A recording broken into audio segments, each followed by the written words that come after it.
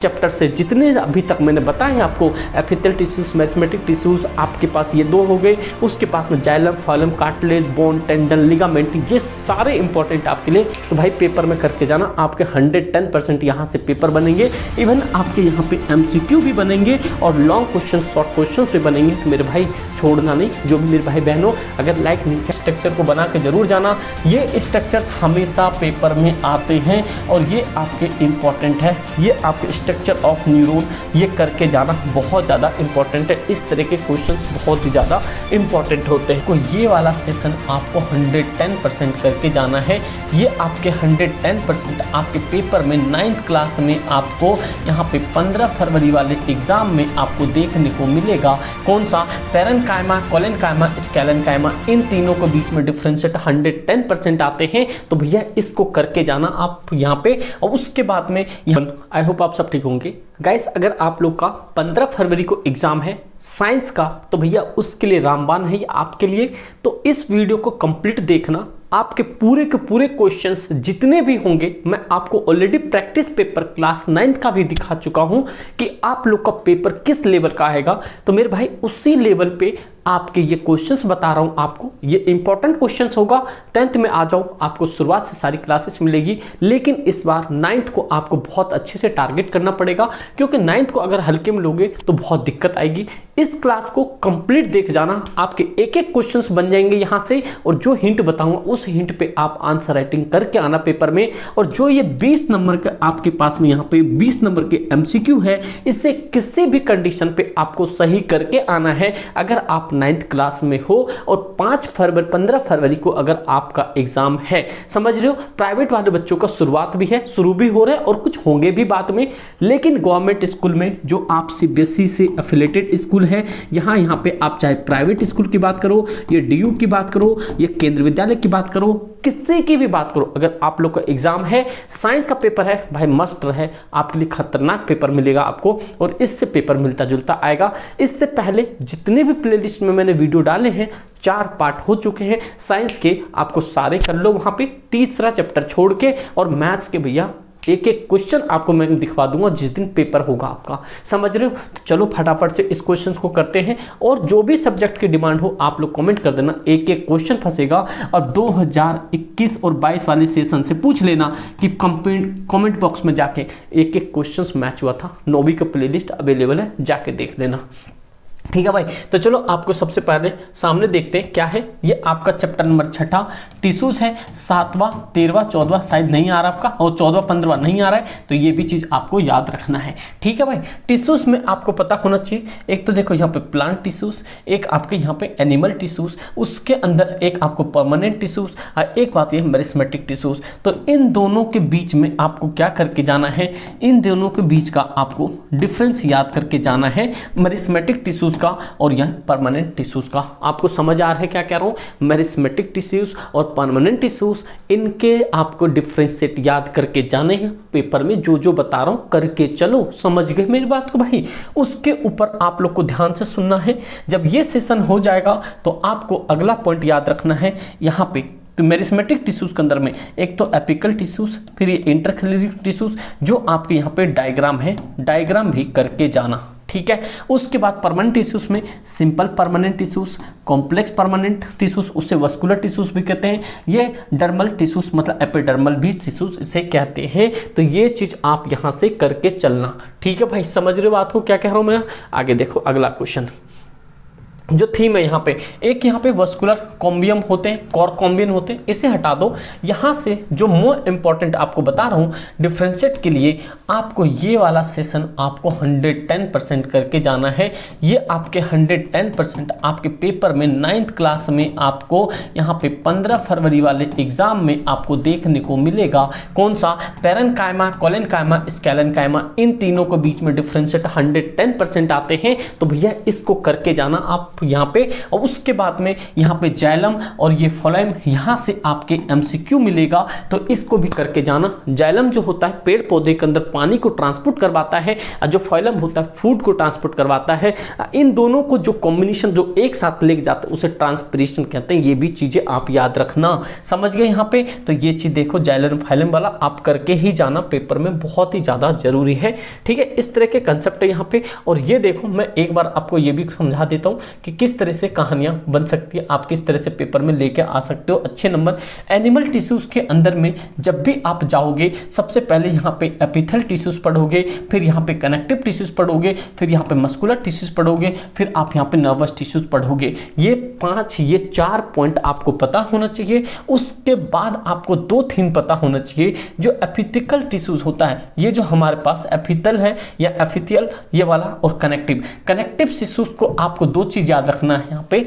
इनके भी पार्ट होते हैं। तो कनेक्टिव टिश्यू के पार्ट हैं यहाँ पे एरोलर हो गया, एडिपोज हो गया, स्केटल हो गया और फ्लूइड हो गया। फ्लूइड के 2 पार्ट होते हैं, एक तो ब्लड होता है, लैम्फ होता है। स्केटल्स के यहाँ पे पार्ट होते हैं 4, एक तो यहाँ पे टेंडन हो गया, लिगामेंट हो गया, यहाँ पे बोन हो गया और कार्टिलेज हो गया। इससे भाई वेरी वेरी इंपॉर्टेंट मार्क करके चलो। इट मीन कि टिश्यूज चैप्टर से जितने अभी तक मैंने बताए आपको, एपिथेल टिश्यूज, मैरिस्मेटिक टिश्यूज, आपके पास ये 2 हो गए। उसके पास में xylem, phloem, cartilage, bone, tendon, ligament, ये सारे इंपॉर्टेंट आपके लिए। तो भाई पेपर में करके जाना, आपके 110% यहाँ से पेपर बनेंगे। इवन आपके यहाँ पे एमसीक्यू भी बनेंगे और लॉन्ग क्वेश्चन, शॉर्ट क्वेश्चंस भी बनेंगे। तो मेरे भाई छोड़ना नहीं। जो भी मेरे भाई बहनों अगर लाइक नहीं किया कर लेना, नोटिफिकेशन बेल जरूर दबा लेना, क्योंकि यूट्यूब का ऐसा कभी कभी होता है नोटिफिकेशन बेल नहीं पहुंचता है। आपको ईच एंड एवरीथिंग आपको फ्री ऑफ कॉस्ट मिलेगा। 10वीं में अगर 90+ लाना है तो भैया बने रहना, बस आगे छोड़ देना मेरे पे, ठीक है भाई। ये सारी चीजें होने के बाद एपिथेल टिश्यूज है, इसके 2 काम होते हैं। एक तो यहाँ देखो इक्विपमस, ये क्यूबिडिकल, कोलुमनर, ये छोड़ दो यहाँ पे, इसका ज़्यादा मेथड नहीं पड़ेगा आपको, ठीक है। ये बातें समझ के तो यहाँ पे प्लांट टिश्यूज, मेरिस्मेटिक टिश्यूज, ये सब इंपॉर्टेंट है, याद करके जाना, जिससे कि आपके यहाँ से एमसीक्यू क्वेश्चंस बन सकते हैं। तो आपको एक चीज़ देखना है यहाँ पे, जो मेरिस्मेटिक टिश्यूज होते हैं इसे हम ग्रोथ टिश्यूज भी कहते हैं। तो 1 नंबर के एमसीक्यू के लिए आपको याद रखना है, जो मेरिस्मेटिक टिश्यूज होता है उसे हम ग्रोथ टिश्यूज भी कहते हैं। तो ये सारी चीज़ें आपको क्लियर होना चाहिए, क्योंकि ये सब आपके एमसीक्यू में आएंगे मेरे भाई। तो आप लोग भैया इसको 110% मान लो कि 110% इस तरह के क्वेश्चंस आपको पेपर में बनेंगे। समझ गए बात को। यहाँ पे classification on the basis of origin किस हिसाब से बांटा जाता है ये आप पढ़ लेना। मैं आपको जो मोस्ट इंपॉर्टेंट पॉइंट है वो सारी चीजें बता रहा हूँ। उसके बाद आप ये देखो, जैसे मैंने अभी ऊपर जितने भी इंपॉर्टेंट बताया वो, और इसके साथ ये आपके एमसीक्यू में भी आ सकता है। एमसीक्यू में कैसे, ये आपके लाइनर दे देगा, यहाँ पे आपके मतलब ये पूछ देगा एरो लगा के बताओ यहाँ पे क्या है। यहाँ पे तो लेटरल मेरिस्टेम में होता है, यहाँ पे इंटरसिलरी मेरिस्टेम में मतलब मेरिस्टेम में होता है, एपिकल होता है। तो आपको ये डायग्राम भी याद होना चाहिए, एनसीईआरटी के पहले ही पन्ने पे यहाँ पे होगा, तो आप लोग यहाँ से देख लेना, ठीक है भाई, ठीक है। राइटिंग पे मत जाना, बस इनके एपिकल, मेरिस्मेटिक, इंटरसिलरी, ये सारे पॉइंट आपको देख के जाना है। समझ गए यहाँ पे। नेक्स्ट परमानेंट टिश्यूज, आपको पता है परमानेंट और प्लांट दोनों पढ़ के जाना है। उसके अंदर में 2 चीजें याद रखना। एक तो सबसे पहले सिंपल परमानेंट टिश्यूज क्या होता है, प्रोटेक्टिव होता है, सपोर्टिव होता है। तो अगर आपके सेशन रीजन में ये पूछता है कि भैया बताओ प्रोटेक्टिव और सपोर्टिव टिश्यूज किसके पार्ट हैं, तो आप लोग को पता होना चाहिए सिंपल परमानेंट टिश्यूज के पार्ट हैं। समझ रहे हो क्या कहना चाह रहा हूं मैं। तो ये सारे पॉइंट्स आपके बहुत ज्यादा इंपॉर्टेंट है मेरे भाई। तो आप लोग के सामने ये है और ये भी आपके सामने इंपॉर्टेंट है। तो यह 110% इंपॉर्टेंट है आपके पेपर में आने के लिए। तो इस पॉइंट को मत भूलना। कितने भाई, ये 100 क्या 1010% इंपॉर्टेंट है। ये आपको करके जाना है। एपिडर्मिक्स वो गार्ड सेल होता है, क्लोरोप्लास्ट होता है, ये मतलब कि स्टोमेटल पोर होता है, ये होता है स्टोमाटा। तो याद रखना ये सेशन आपके लिए भैया रामबाण साबित होगा। समझ गए बात को। तो ये पॉइंट्स आपने देख लिया, फंक्शंस देख लो, इसके बाद यहाँ से ये सारी चीज़ें पढ़ के जाना, ठीक है। और यहाँ पे एक पॉइंट और याद रखो कि the 3 basis type of plant tissues, supportive tissues भी कहते हैं। तो आपको ये सारी चीज़ें करके जाना है। पैरेन्काइमा, कोलेनकाइमा, स्केलेनकाइमा, यहाँ से ये पेपर में बनते हैं तो बनते हैं। समझ गए। मैं आपको एक हिंट दे रहा हूँ, इंपॉर्टेंट मैं आपको यहाँ पे टॉपिक बता रहा हूँ और साथ साथ में आपको मैं यहाँ पे क्वेश्चंस भी बता रहा हूँ। तो भैया ये करके जाना, आपके पेपर में जरूर आएगा। था, आपको अच्छा लग रहा हो, एक लाइक ज़रूर करना, कमेंट करके ज़रूर बताना कि और नेक्स्ट सेशन में क्या चाहिए, कौन सा सिलेबस चाहिए, क्या चाहिए, आप लोग कमेंट जरूर करके बताना, ठीक है। भले इससे पहले कभी नहीं किए हो कहीं पे भी, लेकिन आज करके बता देना, ठीक है भाई। चलो नेक्स्ट चलते हैं, अगला पॉइंट देखते हैं। यहाँ से ये सारे पॉइंट तो हो गए, ये करके ही जाना आप यहाँ से। तो यहाँ से आप जैसे ये टॉपिक पूछेगा कोलन कायमा, तो इनके यहाँ से आपके एमसीक्यू बनेंगे और ये सारे एमसीक्यू बहुत ज़्यादा इंपॉर्टेंट होंगे। तो आपको ये सारा पॉइंट आप पढ़ के जाना, जिससे कि आप बढ़िया तरीके से पता लोगे। जैसे फ्लेक्सिबिलिटी के बारे में पूछ देगा तो ये सारे पॉइंट्स आपको पता होना चाहिए। समझ गए बात को। तो भैया आगे देखो, ये हो गया, ये स्केलन कायमा 2 टाइप्स के होते, ठीक है। चलो देखते हैं, अब यहाँ से आपको मिल जाएगा आंसर। तो देखो डिफरेंस बिटवीन पैरेन्काइमा, कोलेनकाइमा, स्केलेनकाइमा, ये फीचर्स आप जरूर लिखना। मैं एक चीज और बता देता हूँ, कभी अगर आपके डिफरेंशिएट आता है, अगर डिफरेंशिएट में अगर ये फीचर्स नहीं लिखते हो तो गलत माना जाएगा। आज भी ऑफलाइन में भैया 3 से 4 बच्चों को मैंने ये वाला गलत कर दिया था, डिफरेंशिएट दिया था क्योंकि उन्होंने फीचर्स नहीं लिखा था। All answers was correct but features इन्होंने नहीं लिखा था, इसलिए भैया ये गलत आंसर माना जाता है। माना सही जाएगा, बस वही 3 में से 1.5 नंबर मिलेगा, लेकिन आपको ये फीचर्स जरूर डिफाइन करके जाना है कि भैया ये चीजें आपके पेपर के लिए इंपॉर्टेंट है। समझ गए। तो उसके बाद पैरेन्काइमा, कोलेनकाइमा, स्केलेनकाइमा, इन तीनों के बीच में डिफरेंशिएट करके जाना। आपके पेपर में 110% इस तरह की कहानियां बनेंगी। तो भैया एक पार्ट इस पॉइंट को मान के जाना, ठीक है। इसके पूरी जैसे यहाँ पे आप सामने देख रहे हो, सेल वॉल है, साइटोप्लाज्म, न्यूक्लियस है, वोक्यूलस है, इंटरसेल्युलर स्पेस है, अकर्स है, फंक्शंस है, ये सारे पॉइंट्स आपको पता होना चाहिए। समझ गए। कोई दिक्कत परेशानी तो भैया कमेंट करके जरूर बताना, ठीक है। ये तो कॉम्प्लेक्स टिश्यूज यहाँ पे, और अगला पॉइंट यहाँ पे ट्रेचा हो गया, विसल्स हो गया, फाइलम हो गया, जाइलम हो गया। ये मैंने आपको इसके फंक्शन तो बता ही दिया यहाँ पे, ठीक है। यहाँ पे देखो एक ये भी देख लो, यहाँ पे इंपॉर्टेंट टर्म्स है, फीचर्स हो गया, जाइलम और ये फ्लाइम। ये भाई यहाँ तक के आपके जितने भी इंपॉर्टेंट सेशन मैंने बताए हैं ये आपके 110% आएंगे। और अभी तक मेरे भाई जितने मैंने ऊपर सारी चीजें बता दी है, अगर आपने पूरे पेपर में कर दिए ना, जितने भी क्वेश्चंस मैंने बताए अभी और जितने टॉपिक बताए भाई, 100 का 1010% बोल लो आपके इस क्लास से बाहर आपका पेपर नहीं होगा। 110% तो कंप्लीट देख जाओ, डंका बजेगा पेपर में, ठीक है भाई। ये बात समझ गए।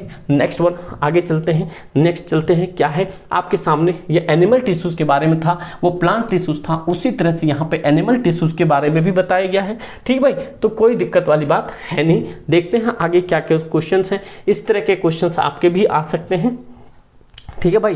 तो समझ रहे हो क्या कर सकते हैं, यहाँ पे ब्लड को चेंज कर दिया है। तो आप लोग याद रखना, जो ये ब्लड होता है, ब्लड एक तरह का क्या होता है, ये मैट्रिक्स फ्लूइड होता है। ये भी चीज़ पॉइंट आप याद रखना। और यहाँ पे WBC हो गया, प्लेटलेट RBC हो गया, इसे एर्थ्रोसाइड भी कहते हैं, ठीक है। WC को एंथ्रोसाइड कहते हैं। समझ रहे हो बात को। तो भैया यहाँ पे इंपॉर्टेंट टर्म्स है, करके जाना।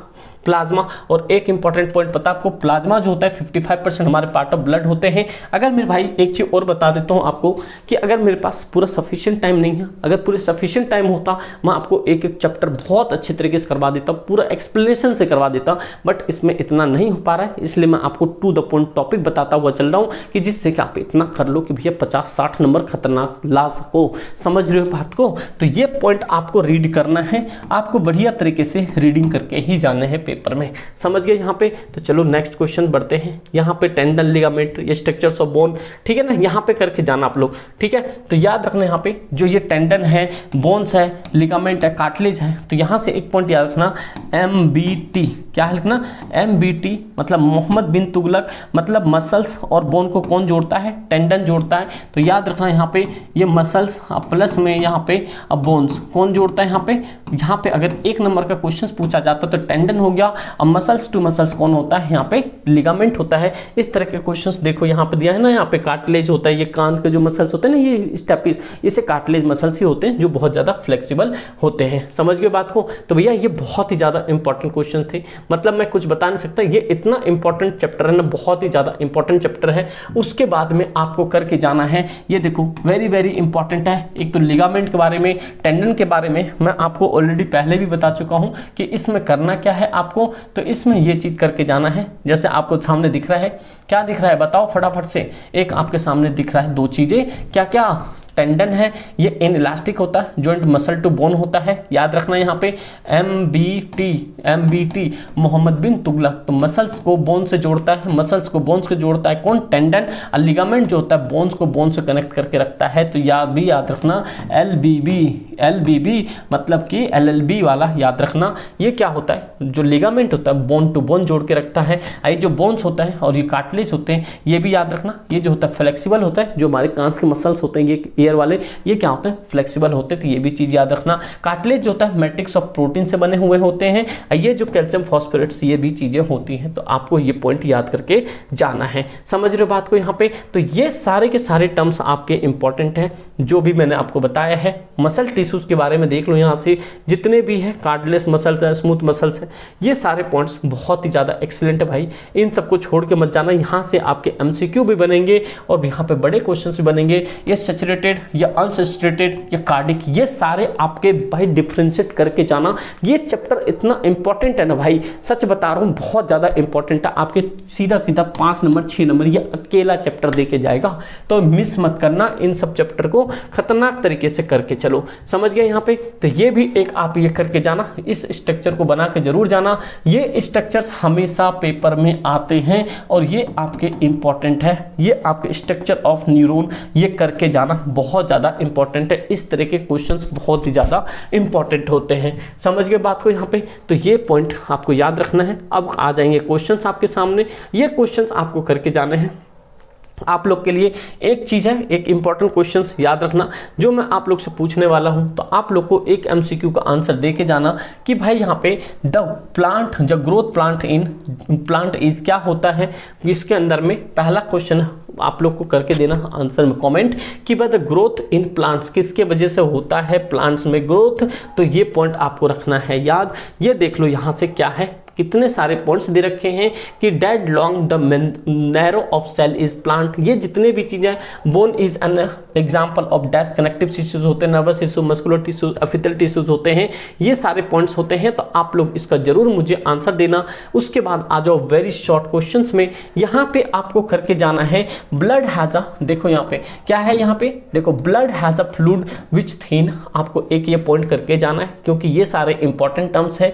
फिर इस तरह के क्वेश्चंस आपको रैपिडली एनसीईआरटी से एग्जांपल्स भी पढ़ के जाना, वहां से आपके क्वेश्चंस बनते जाएंगे। समझ रहे हो बात को। यहाँ से अगला क्वेश्चन देखो, यहाँ से जो बड़े क्वेश्चन है इसमें से बनते हैं, ये देखो 2 मार्कर क्वेश्चन है, ये जितने भी है 2 मार्कर क्वेश्चन है। और 2 मार्कर क्वेश्चन में आपको 2 चीज़ याद रख के जाना है कि भैया करना क्या है, हमें ज़्यादा चीज़ों को एग्जाम्पलेट नहीं करना, हमें करना है इसके अंदर which animal tissues responsible to transportation of various material in the body. एक तो इस तरह के क्वेश्चन आप करके जाना, ठीक है। और उसके बाद में draw a level of diagram small pore present in the epidermic tissues left, देख लेना, इसको बना के जाना, ठीक है। और एनिमल टिश्यूज रहने देना।